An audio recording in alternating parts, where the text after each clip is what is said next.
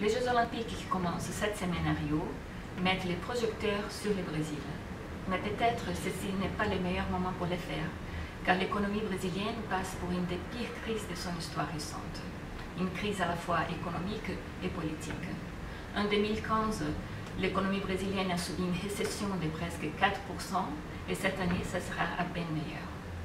Il y a 7 ans, quand Rio a été choisi pour accueillir les Jeux olympiques, la situation était très différente.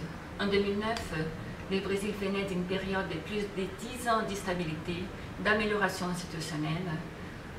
Les budgets du gouvernement étaient équilibrés, on avait des taux de croissance positifs et l'inégalité et la pauvreté étaient en baisse. Tout a commencé à changer avec la crise financière internationale de 2008. Pour faire face à la crise, le président Lula a mis en place une politique budgétaire expansionniste.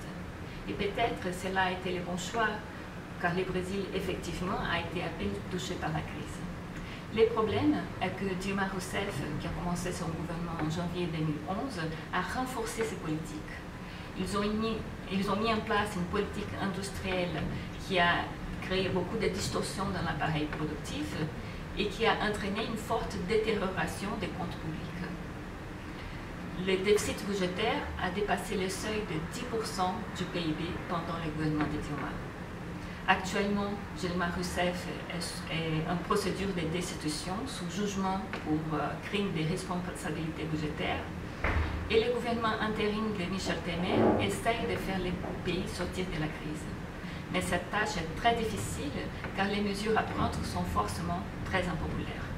Après la fête des Jeux olympiques, nous aurons un long et difficile chemin devant nous.